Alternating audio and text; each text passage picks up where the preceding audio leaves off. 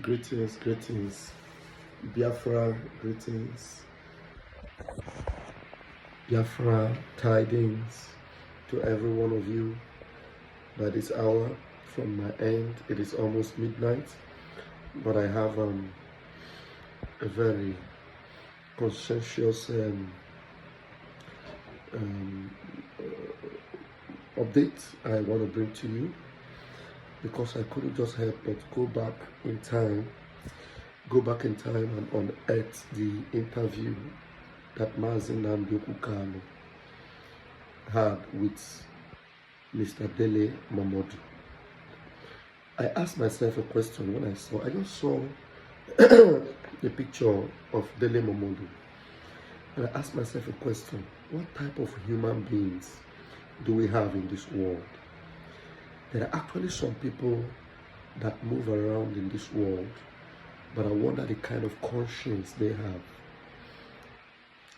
Apostle Paul in the Acts of the Apostles said something. He said, I have exercised within myself to have a conscience void of offense towards man and towards God. But there are people that believe so much and they quote so much of these epistles of Apostle Paul, but their conscience is nowhere near the lifestyle of Apostle Paul. Their conscience is so seared, their conscience is so dark, their conscience is so inhumane. Because if somebody like Dele Momodu, who is supposed to be a Christian, had an interview with Mazi Nnamdi Kanu, who actually acknowledged him to be a brother, because Mazi Nnamdi Kanu will not have a heart-to-heart interview with you if he doesn't believe in you, if he doesn't believe that you are someone of integrity or someone that he can reckon with. He believed Dele Momodu was supposed to be that kind of a man. He expressed himself, he spoke the truth of himself, and Dele Momodu had also acknowledged that Mazi Nnamdi Kanu is a man he respects, and that the Igbo people, or the way he described him, have no such personality, no better or stronger personality than Mazi Nnamdi Kanu. But what beats my imagination is that today, this same Dele Momodu knows what has happened to Mazi Nnamdi Kanu. What the zoo that is so adored, that is so have acknowledged, have done to Mazi Nnamdi Kanu, the sufferings and the ordeals of Mazi Nnamdi Kanu. Dele Momodu, I have not heard him anywhere speak against that evil method or this man he so eulogized. He has not spoken. And if he be a man of integrity, a man of truth, a man of, justice, a man of media, you have the opportunity to be in the media and to have been able to represent, and you keep quiet up till now. He even went ahead, contested in elections in the zoo. Mazi Nnamdi Kanu abandoned in the dungeon, kidnapped by the Zoological Republic. Yet Dele, up to today, has said nothing. Keeps quiet. There are so many factors to the, to the catastrophe going on in the zoo today. So many factors. There are so many individuals that think they are praying. Because Dele Momodu is supposed to be a Christian. Yes, a devout Christian, as he would call himself. And you see them praying and talking about how God will save Nigeria. And yet, you see injustice, you see evil. You keep quiet and you pretend like it is not happening. Okay, do you think Nigeria will ever be saved and delivered despite this evil they have done on some individuals, particularly a man of passion and truth and justice like Mazi Nnamdi Kanu? There are so many things that breaks my heart. Honestly, I'm telling you, I was supposed to go to bed already, but I just came across this and I said, let me bring back this interview between Mazi Nnamdi Kanu and Dele Momodu. Listen to it and ask yourself, if you know Dele Momodu, tag him to this video and tell him that you, Dele, you are one of the reasons why things are going the way they are. with some of the indigenous people that are suffering in the hands of Nigeria. Because men like you are there, silent, refusing to speak. Why a lot of evil is being perpetrated by your so-called country that you people want to remain one. For the reasons that I can't explain. I don't understand why Nigeria should be one. When you see that there is no way, there's no way the factors around can support the oneness of Nigeria. And people like you are encouraging it. And Mazi Nnamdi Kanu, as long as it's not free, let me tell you, none of you will be free. In fact, some of you are going to witness a lot of things that you wouldn't believe. Some of you, you can't even explain what will befall you because you don't know the kind of prayer Mazi Nnamdi Kanu every night is praying. And it's not going to work in your favor. It will never work good for some of you. I want to rest my case here because I don't want my speech to be too long because this interview is a bit long. So please watch it as much as you can. If possible, watch it to the end because it is a part of it that is called out here. It is not the full interview, so you'll be able to finish it. I am Afecha Makajere, aka Pastor Van Van Vam, Deputy Minister of Communications, Biafra Republic Government in Exile, under the leadership and Prime Minister Mazi Simon Ekpa. Ebon. Thank you.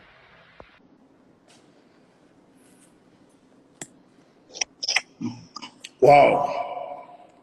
Good evening, my brother. Good evening. Good evening to you. Good evening to you, my dear brother. Should I call you Kabiesi or Oba or which one are you, or Chief? Which one is your title?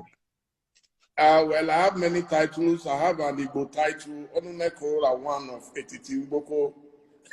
Wow. That's good. So you're a chief in my I'm a chief. Thank you. But I'm simply Dele tonight because this is a professional job. So I'm simply Dele tonight. You're a very humble man. You're a very humble man. Thank you very much. Your title. Yes. Yes. Thank you so much for joining me. Well, we have our usual protocol here. And the protocol is that we allow you to introduce yourself to our viewers so that there will be no mistake about it. It's coming straight from the horse's mouth. Please feel free. Don't be in a hurry. Take all the time in the world. Instagram is very generous. That's okay. Thank you. Yeah, so please go ahead. I want you to go ahead. Proceed. Good. Yes, good. My name is Mazi Nnamdi Kanu. I lead the indigenous people of Biafra, and also I am the director of Radio Biafra and Biafra Television. And my job and my duty is to serve the people of Biafra up until the restoration of the stolen sovereignty of Biafra land is restored, and also to an extent to also serve Nigerian youths as well. I think since the whole protest started, we have been serving them and serving them very diligently every morning and every evening. And it is something that we should be able to continue into the foreseeable future or until all the demands made by the young people are met by Asarok. Could you tell us about your background, your parentage, schools attended, and all that, please? Schools attended, my background is quite simple.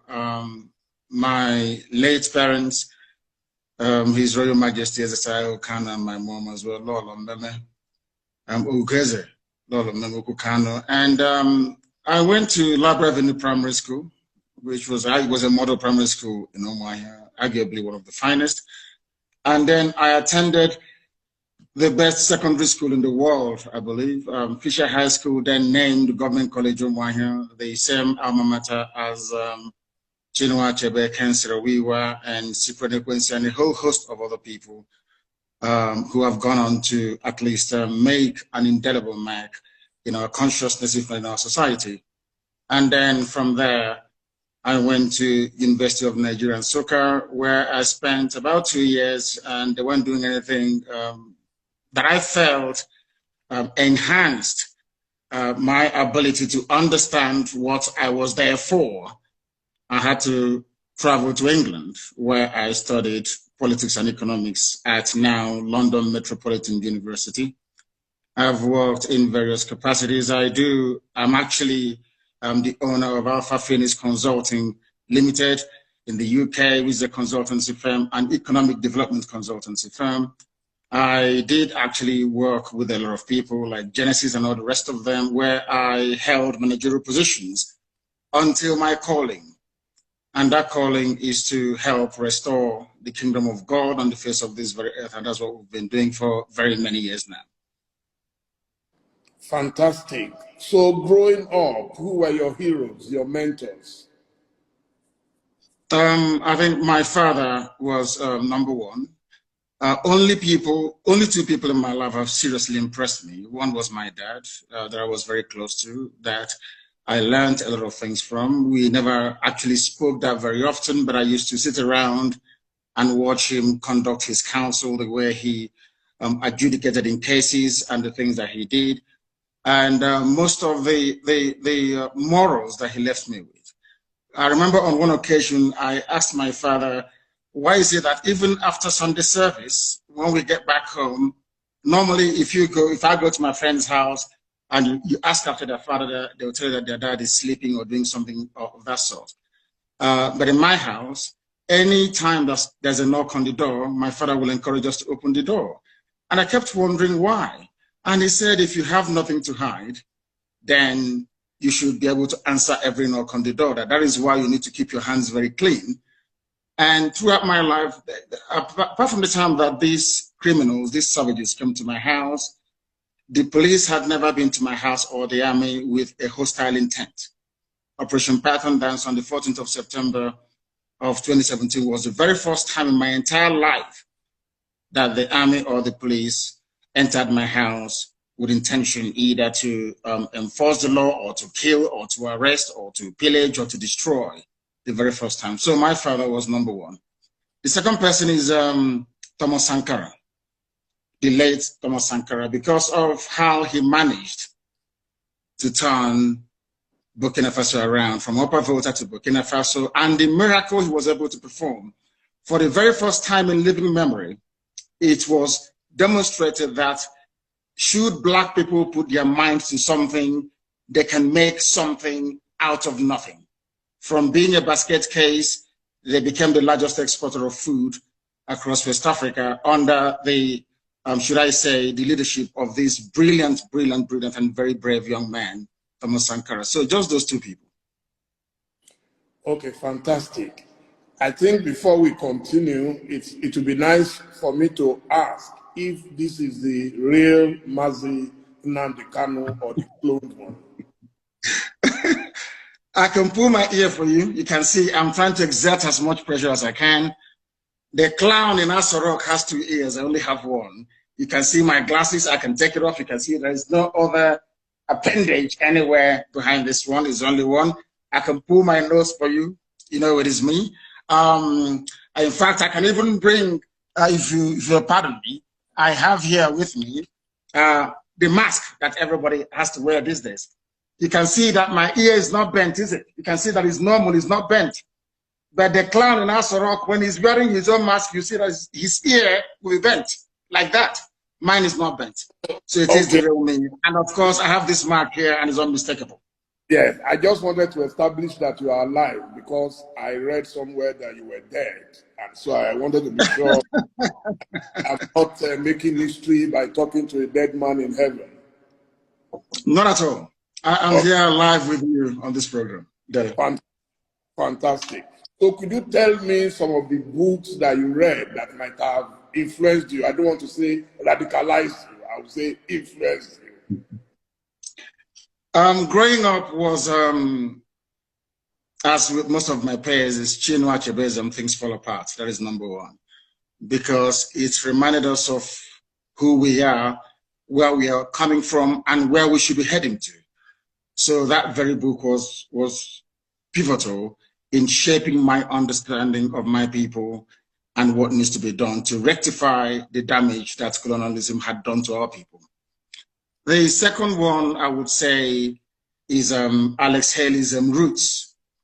Again, in that very book, it reminded me or reinforced the need for the Republican zeal that burns in each and every Biafran, that we see ourselves as equal before any other race around the world, and our belief, cardinal belief, that all men are created equal before God.